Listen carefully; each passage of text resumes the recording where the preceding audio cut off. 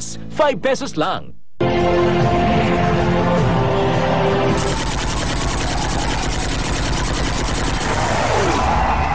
Congratulations, Tasmania! Tasmania na naman, nakaapat na yan. Grupong nagahari, basta't sa sayawan. Subalit ang galing na ispapantayan o pwedeng higitan ng 7 kalaban.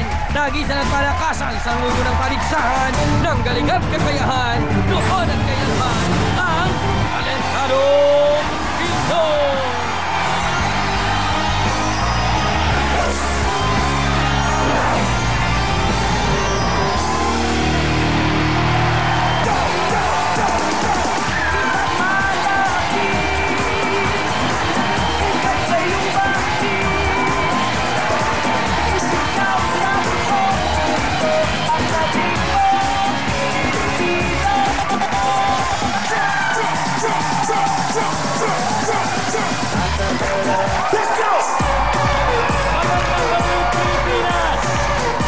Sabado na naman, kaya papasayin namin ang inyong gabi dito sa paboritong talent show ng bayan.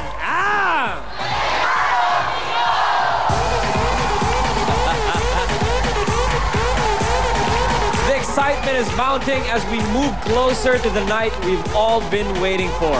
Malapit na po ang ating Battle of the Champions 2011, so abangan niyo po yan. Alam nyo, kanina pang masarap ang energy dito sa Skydome. Pero ang tanong, Skydome, sino ang gusto magawi ng 10,000 pesos? Let's go!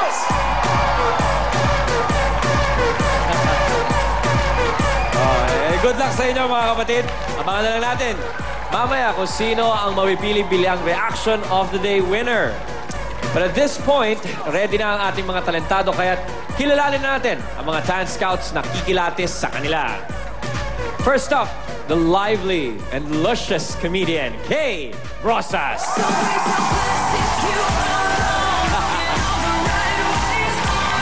Gusto mo yun, Kay, ha?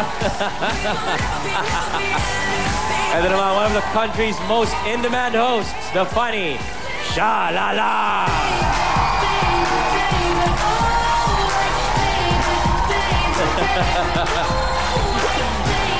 Up next, the beautiful and sizzling Miss Asunta De Rossi.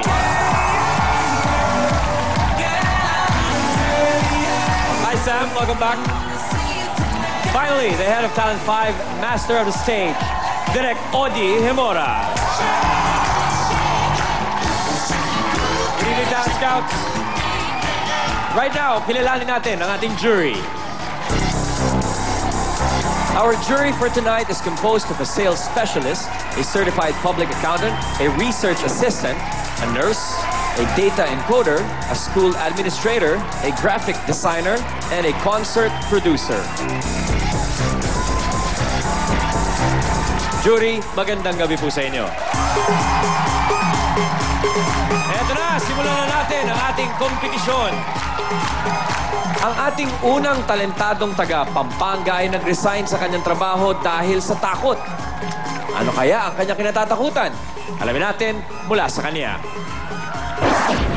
Dati po ako nag-work sa isang chapel. Ako'y umalis muna po sa trabaho ko. Sa nervyos kasi po, yung mga paperwork po na ginagawa, it's tungkol sa mga namatay kong tao. And then, nakikita ko po yung mga cause of death nila. So, medyo nagkaroon ng hindi magandang epekto. Finding his own unique way of getting his message across, please give it up for Christopherson Domingo, a.k.a. C. Playa. Yeah. We do it Pampanga style, yo. C. Playa in the house, come on. Boy. Everybody in the house, yo. C. Playa. Here we go. Yeah, check this out. Asapuke, imbolala ng tete. Asapuke, imbolala ng tete. Asapuke, imbolala ng tete. Asapuke, imbolala ng tete. Yeah, come on, check this out. Yo, makiramdam ko ngan. Ating ko kwento na buri ko sabyan. Belarya inip, niya misan alto. Niya may inip ko, bigla ko meko.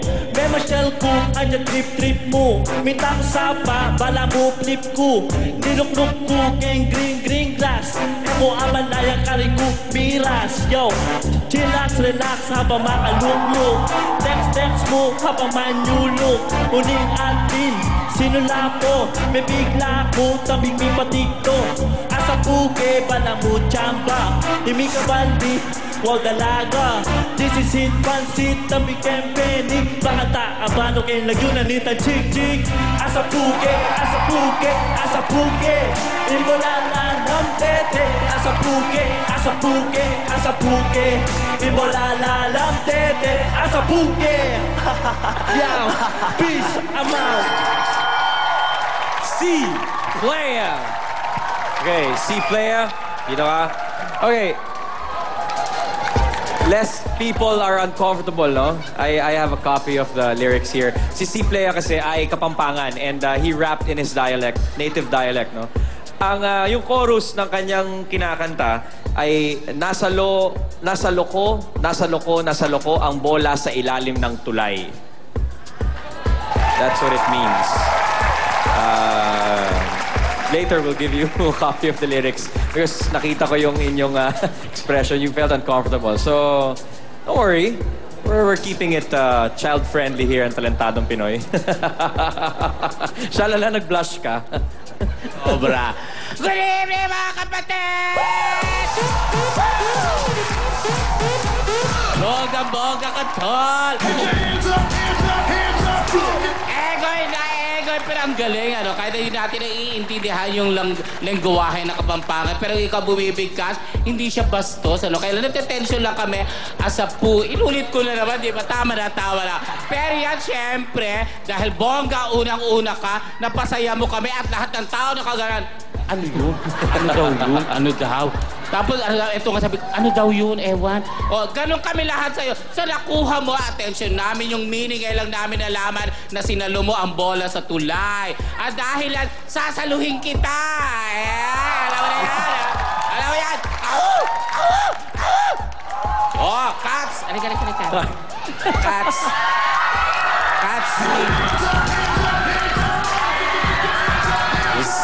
Thank you po. At dahil yan, Thank you, Shalala.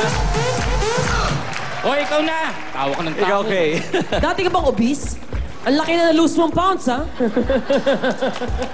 Nakakaloka. Nasa na kayo punja niya? Nasa likod? Nasa... Kakasaro ng bola mo sa Erman Tulay, ayan, yung punja mo nasa floor.